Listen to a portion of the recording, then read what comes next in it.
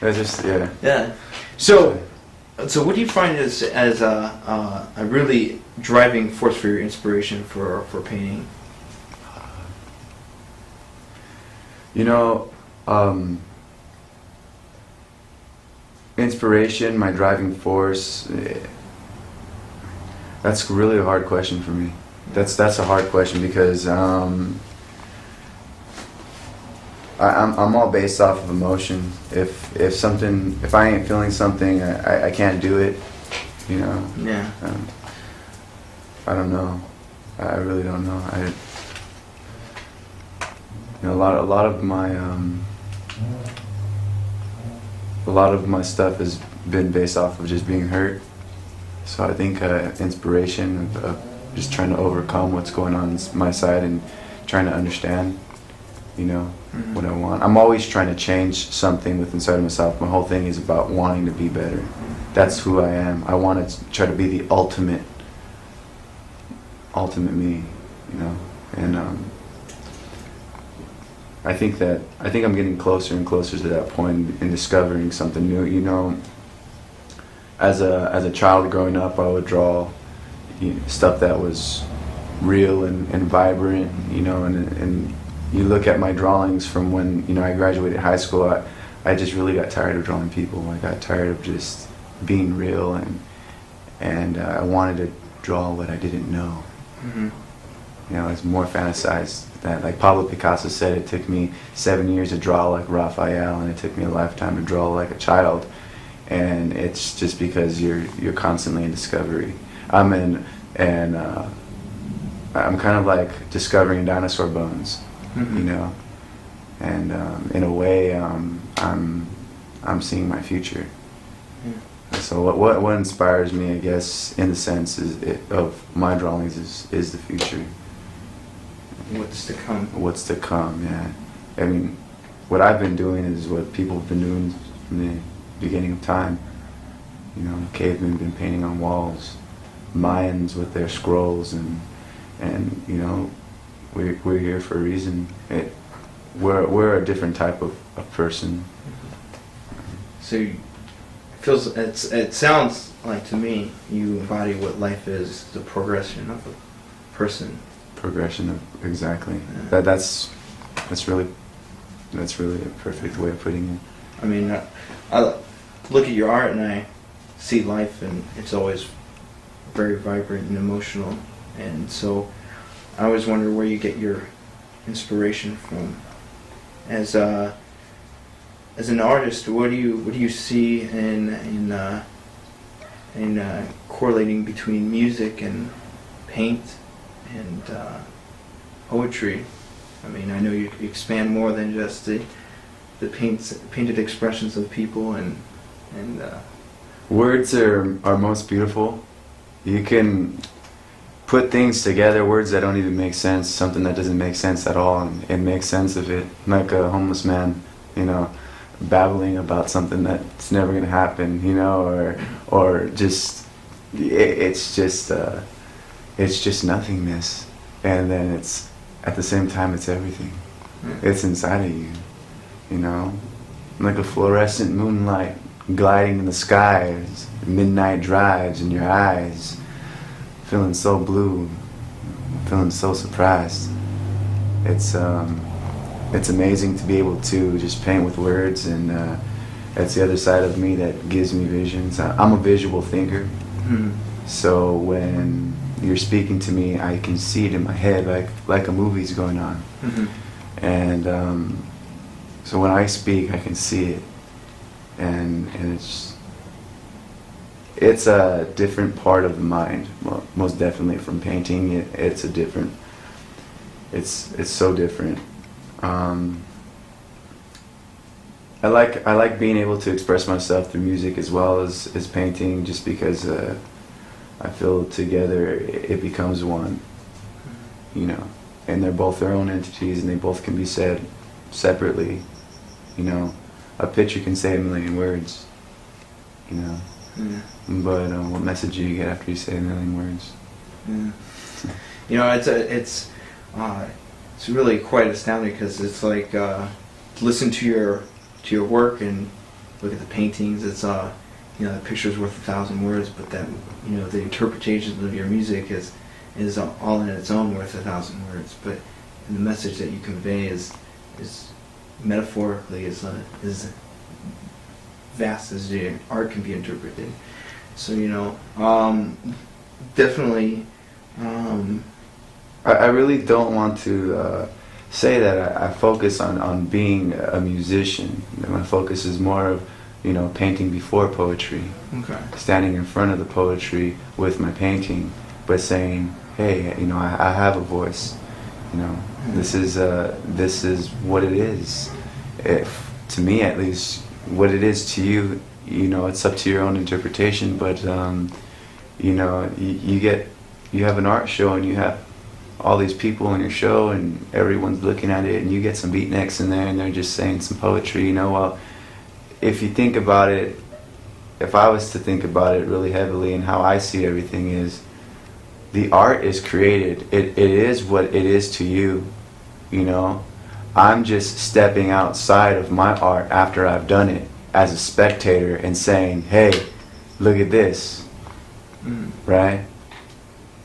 To all the young maybes, know it's about art and not a rep, but no, staying fresh takes a lifestyle and a mindset. Hip-hop's not dead, we just vacation in the West. From now until I'm some dead decaying flesh with our sneeze wordplay, till the cops beatbox and spin like spray tips drip from heavens like raindrops. Stop playing games, enlighten the motivation with your brain, and your attitude will rearrange when you can put some effort into change.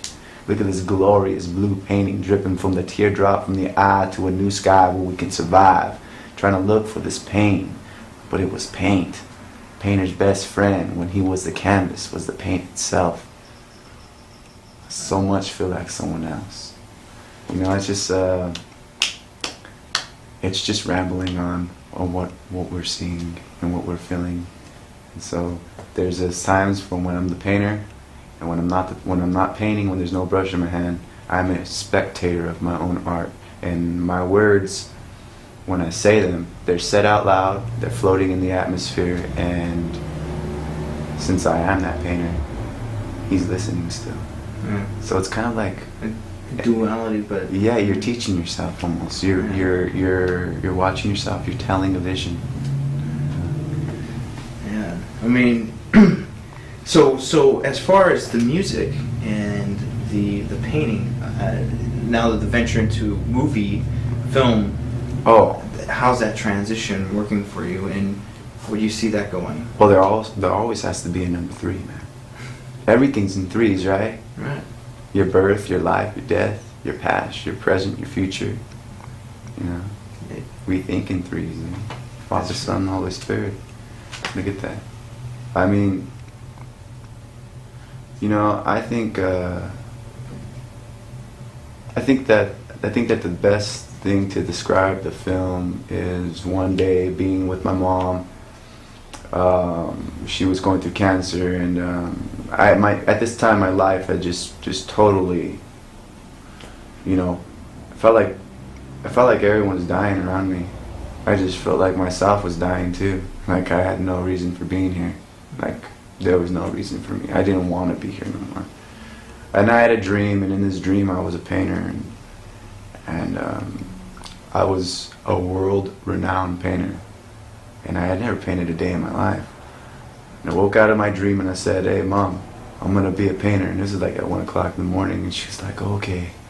Next thing you know, I'm painting. And, the whole house is full of papers, and I'm working on my first painting, and people are getting mad at me. What is this kid doing? You know what I mean? He needs to get a job, he needs to do this, And my whole life, bar none, I've always been an artist. I've been drawing since the age of 5. So, this made a lot of sense to myself. And one day, I bought a fairly big canvas, about like 6 feet by 6 feet tall. And I was painting on it. I primed it for about 2 hours, just painting canvas white, how fun that is. And I started painting on it, and I said, wow. I said, this is amazing. And I ran in the house and I said, hey, Mom, come check this out. And I sat down right there and I said, watch this. And I picked up my brush and I just started painting, and it just came alive right in front of her face. And I did it fairly fast. It was like at least a good 10 minutes in front of for a painting to develop. And she was just like, I turned around and I said, did you see that? And she said, yeah. She's all, I saw that. That's amazing. And I was all like, I felt good after that, and I realized that, you know what? I don't want not to record any of me working and how I work. I want to observe myself. I want to see my mistakes. And later on, that turned into, you know what? This is my life.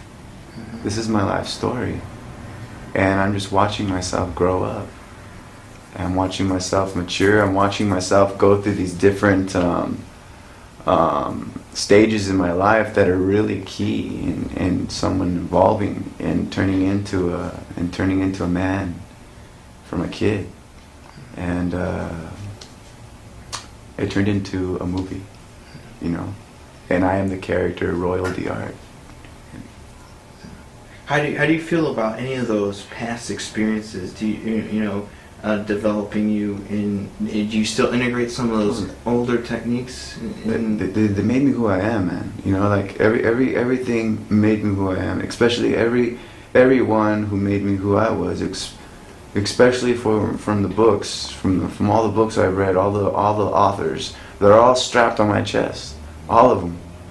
Especially from all. You know, I say the people who taught me how to paint are those dead masters. Every time I went to go and view one of their paintings, you know, I learned from them. They're still teaching me from 500, 200 years from when they're gone, just for me to be able to look at their work and see how they layered things. So you still carry that? Carry that every day like a torch. Kandinsky, Andy Warhol, Jean-Michel Basquiat. I remember seeing his work live at MoCA, you know, and just blown away. Pablo Picasso, you know, and Jackson Pollock was one of the biggest ones, you know, American painter.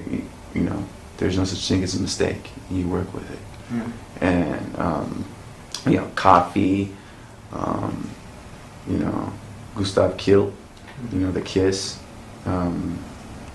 Raphael, you know, Michelangelo, Da Vinci.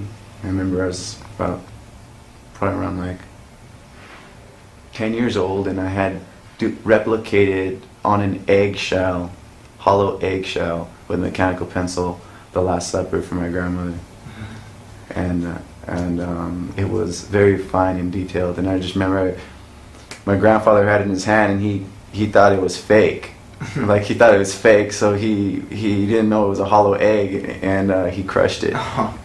But his hand went through it. I remember crying. I was like, you know, I was so sad after that. But all my memories of realizing how much heart I put into my art, how much effort I put myself into something, and with art, it's always giving back. It's not a one-way love. It's constantly giving, and that's it's staying with me. Mm-hmm. And that's one of the biggest things, you know. I don't mean to detour from the question, but you know, I've had things just ripped away from me that I loved very much, and it hurts so very bad. So, you know, I look at a lot of my art as, you know, maybe it's, I question myself, am I doing this because I really want something that's never going to leave me? Mm-hmm. You know, and I say, yeah, you know. Yeah. You know, with the emotions that you put into, like you said earlier, into your work, and is it almost hard to break away from something that is so maybe spiritual or emotionally attached? Like paint something different other than what I'm doing right now. Yeah, or just even in a second question, maybe to be answered, you know, painting something for someone and selling it, you know. You know what? I have a price for my paintings. You know, I sell in the tens of thousands of dollars for my personal collection, for my stuff. As a contract artist, and you know, things drop dramatically just because it's not my vision, it's yours. I'll paint you anything you want. I have nothing with I have no problem with it leaving me. This is my champagne.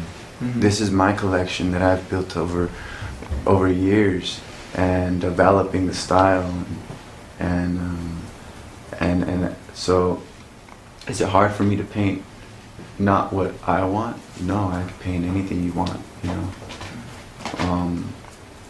I believe that what I'm doing is a big dream. But if I'm paid, you know, of course I'm a living artist, man. I need to get money for my work, so I need to constantly be doing work out there to survive and live the way I've been living, you know. And there's no messing around in my life at all.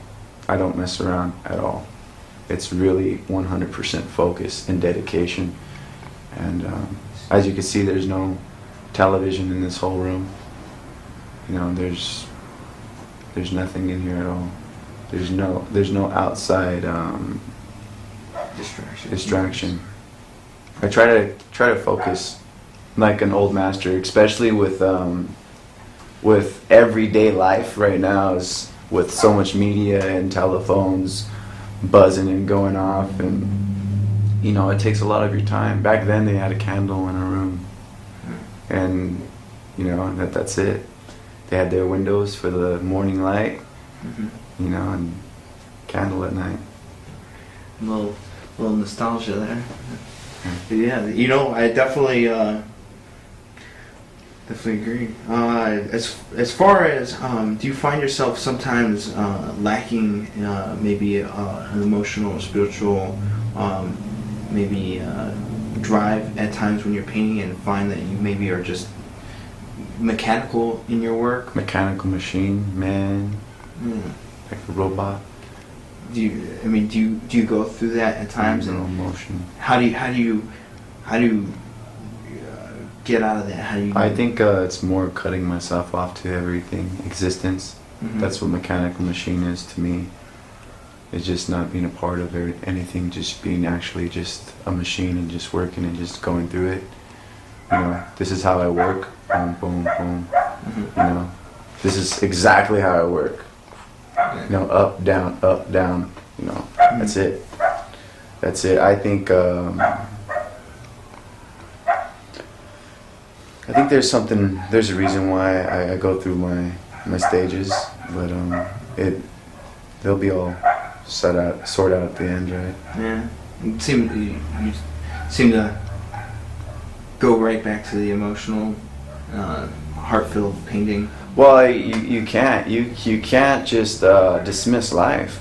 I mean, you can go through your tapping methods.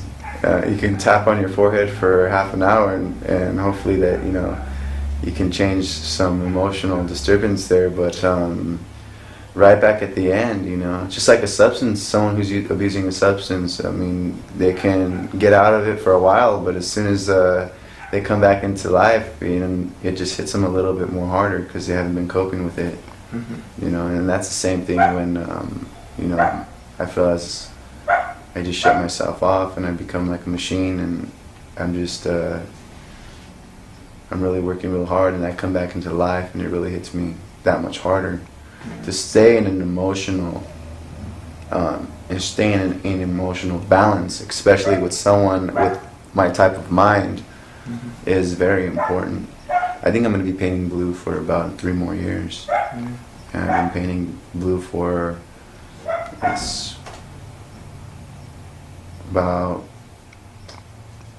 started painting blue when I was 21. So I'm 25 right now. So I think I'll hit the 7-year, 8-year mark on painting blue. I think the last year I'll paint nothing but blue paintings, like nothing, solid blue. But it's hard to step out. It's hard to step inside your element when you want to kind of disconnect sometimes. So running back and forth is an emotional game all by itself. quite exhausting at times. It is exhausting. It's exhausting. You know, people pull you into those zones. So, you know, trying to stay away from people, but at the same time you need people. Yeah. It's a trust game. Yeah. It's a game of trust. I myself surround myself with people that I feel are Positive. in manner, and, you know.